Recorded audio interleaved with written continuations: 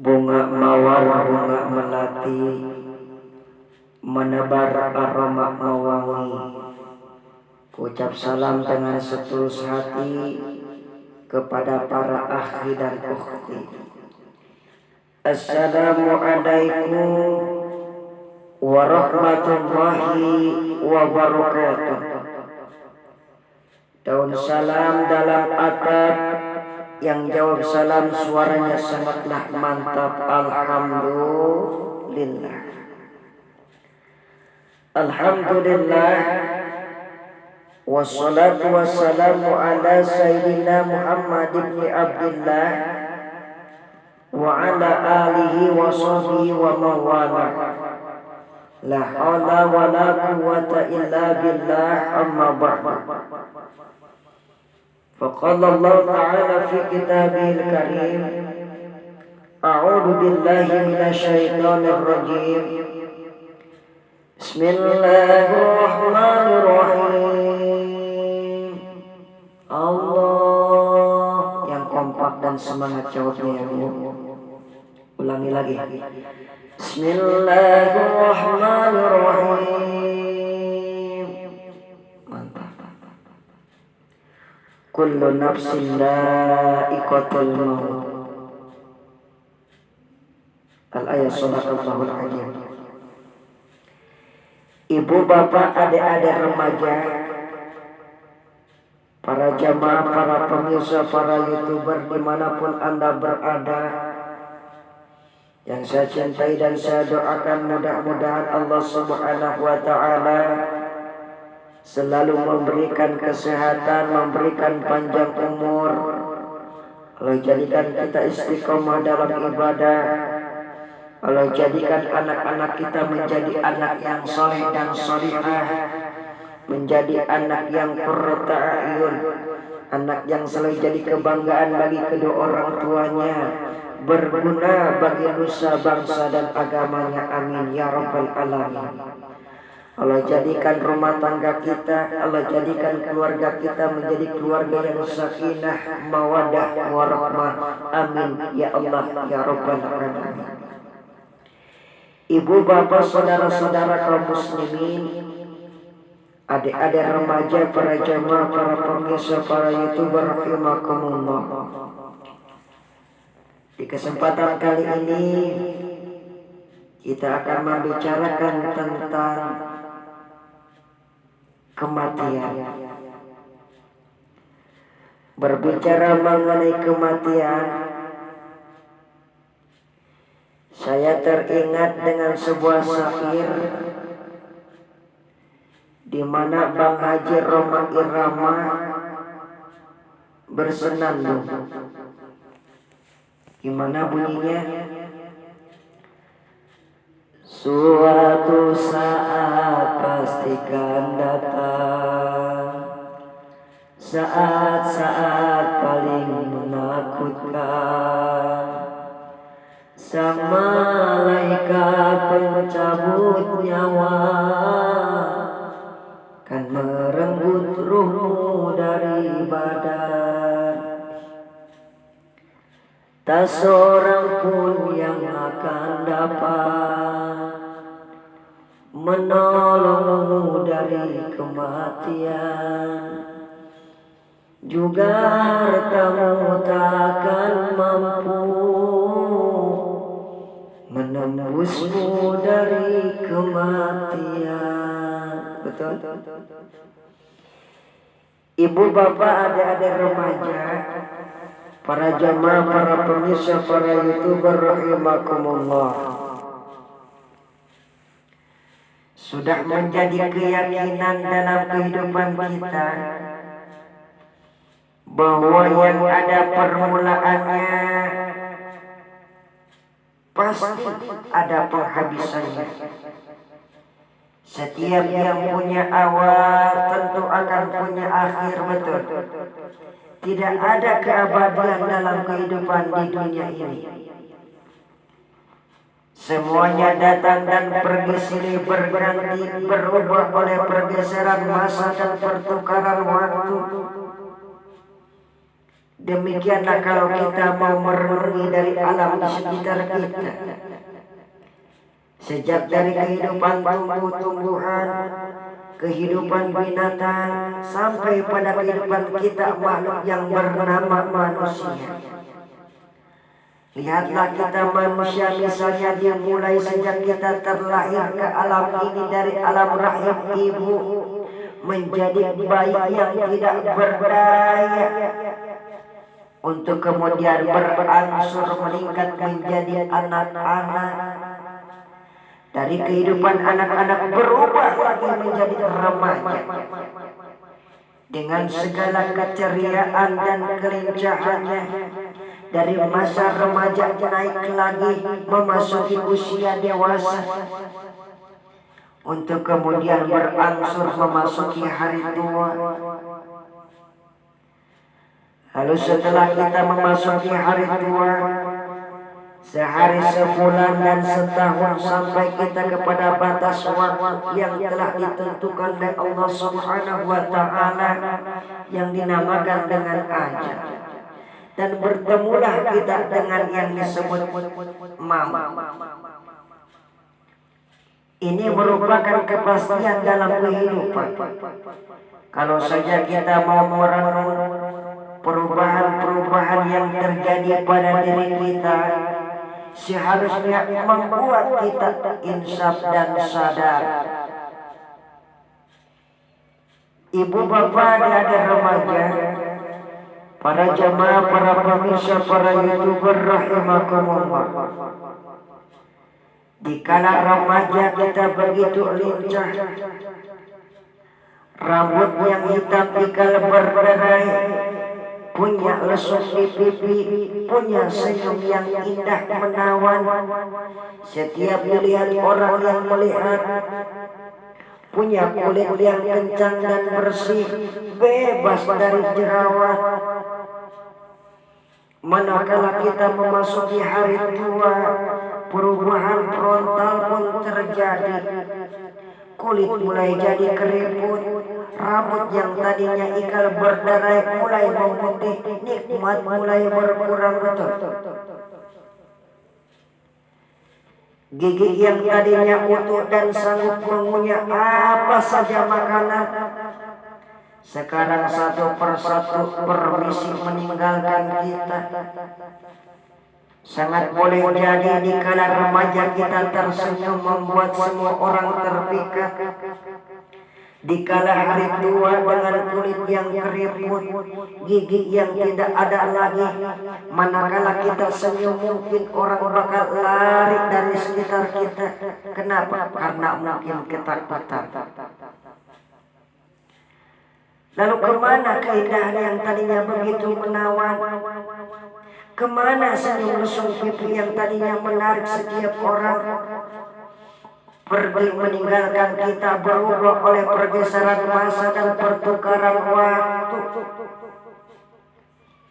Bila maut datang menjemput kita, selesaikah kehidupan sampai di situ? Oh, ternyata tidak. Kalau lahir merupakan perpindahan hidup dari alam rahim ke alam dunia, maka mati hakikatnya merupakan perpindahan hidup dari alam dunia ini ke alam kehidupan alam yang berikutnya, yang dinamakan dengan alam barzakh.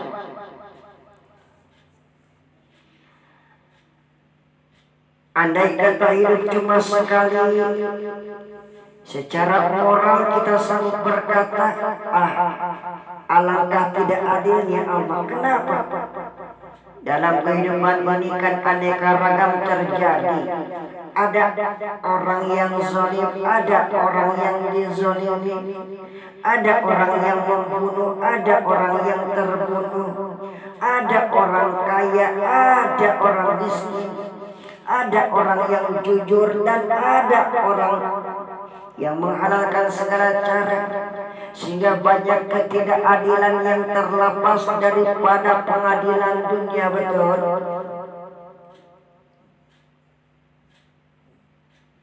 Lalu orang bilang dunia ini banyak pengadilan tapi sulit mendapatkan keadilan. Di dunia ini banyak ketidakadilan tapi sulit mendapat pengadilan. Andai kata hidup cuma sekali, tidak ada hidup setelah hidup. Yang sesudah hidup sekarang ini, bagaimana nasib mereka yang lepas dari pengadilan dunia ini? Alangkah tidak adilnya Allah andai kata tidak ada hidup sesudah kehidupan sekarang ini. Betul. Ibu bapak adik-adik remaja, para jamaah, para pemirsa, para YouTuber, dimanapun Anda berada yang saya cintai dan yang dicintai karena Allah. Hidup hanyalah tempat persinggahan sementara. Adapun kematian sesungguhnya merupakan awal kehidupan manusia yang kekal dan abadi. Nabi Muhammad SAW bersabda, yang artinya, aku dan dunia ini bagaikan seseorang yang tengah mengadakan perjalanan di suatu hari yang sangat panas, lalu berteduh sejenak di bawah pohon rindang, lantas pergi meninggalkan pohon itu untuk melanjutkan kembali perjalanan panjangnya.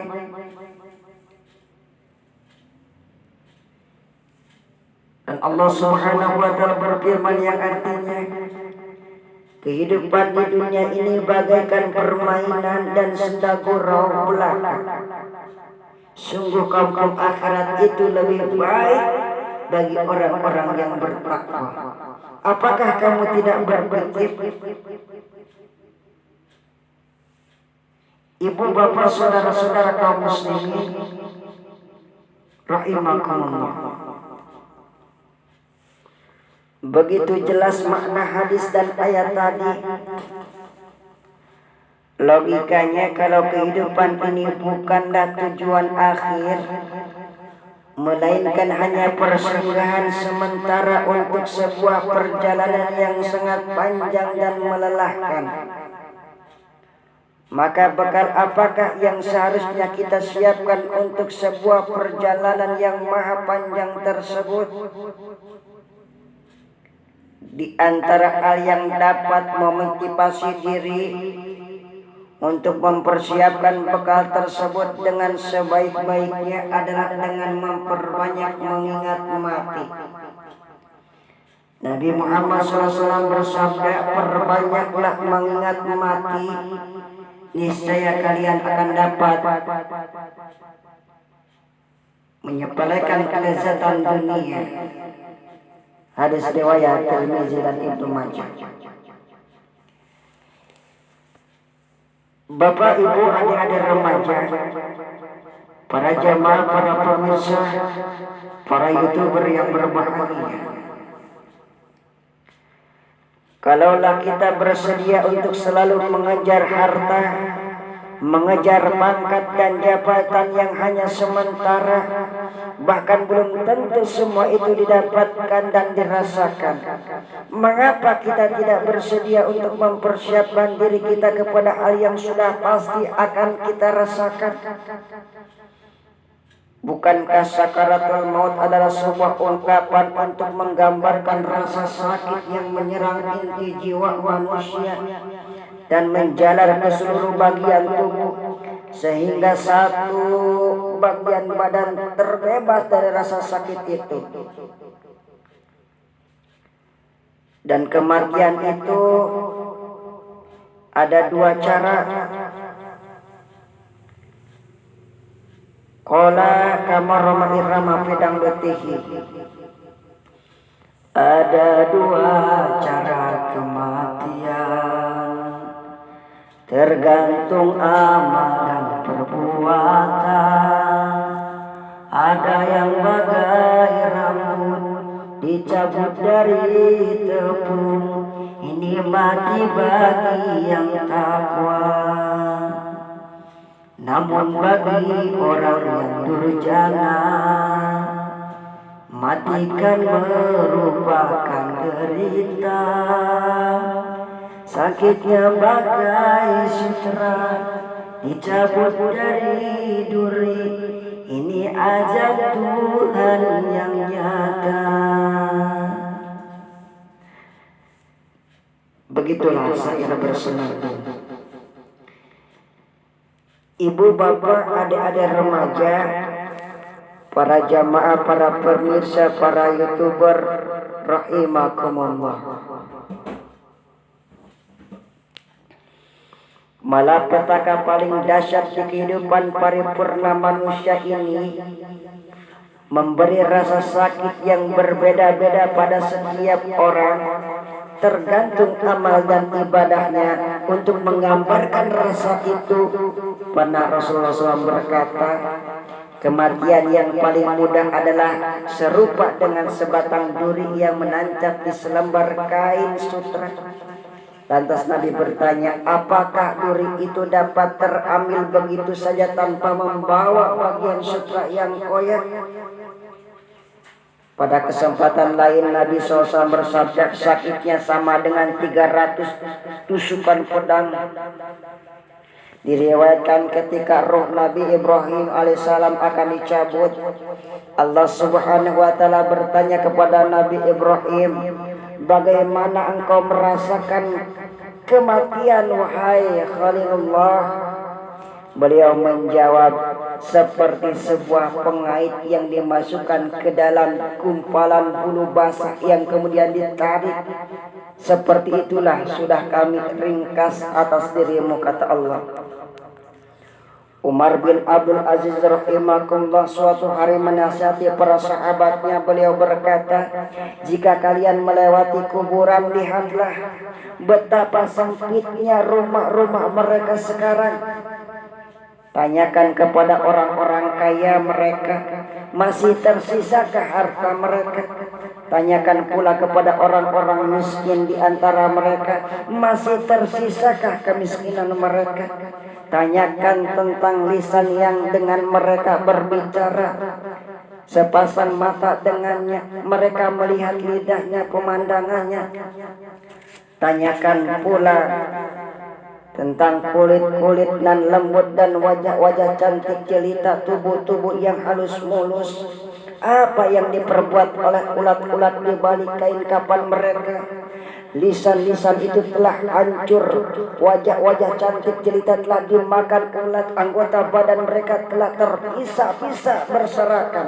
Lalu di mana pelayan-pelayan mereka yang setia itu? Di mana tumpukan harta dan sederetan pangkat mereka? Di mana rumah gedung mereka yang banyak dan menjulang tinggi itu? Di mana kebun-kebun mereka yang rindang dan subur itu? Di mana pakaian mereka yang indah dan mahal itu? Di mana kendaraan yang mewah kesukaan mereka? Bukankah mereka itu kini berada di tempat yang sangat suci? Bukankah siang dan malam bagi mereka sama saja? Ibu, bapak, adik-adik remaja, para jamaah, para pemirsa, para YouTuber rahimakumullah. Bukankah mereka berada dalam kegelapan? Mereka telah terputus dengan amal mereka. Mereka telah berpisah dengan orang-orang yang sangat mereka cintai, dengan harta yang mereka puja-puja, dengan gaya hidup yang mereka bangga-banggakan. Orang-orang yang mereka cintai tidak mau ikut bersamanya, hartanya mereka tinggalkan. Malah akan menjadi beban jika digunakan bukan di jalan yang Allah ridhoi. Ketika itu yang masih bermanfaat hanyalah 3: sedekah jariyah, ilmu yang bermanfaat, dan anak yang soleh yang mendoakan dirinya. Ibu, bapak, adik-adik remaja, para jamaah, para pemirsa, para YouTuber yang berbahagia, mungkin cuma ini sajalah yang saya sampaikan. Mudah-mudahan ada manfaatnya. Terima kasih atas segala perhatiannya. Mohon maaf atas segala kekurangannya. Maklum saya sebagai manusia biasa menyadari banyak kelupaan dan kesalahannya. Qala Roma Irama fidan lutihi, tak seorang pun dalam dunia yang tak pernah berdosa, karena sudah sifat manusia, tempatnya salah dan lupa. Masih ada harapan sembuh kalau pedang melukai tubuh. Hendak kemana obat dicari kalau lidah sudah melukai hati. Fastabiqul khairat wa akhiru da'wahum alhamdulillahi rabbil alamin. Wassalamu alaikum warahmatullahi wabarakatuh.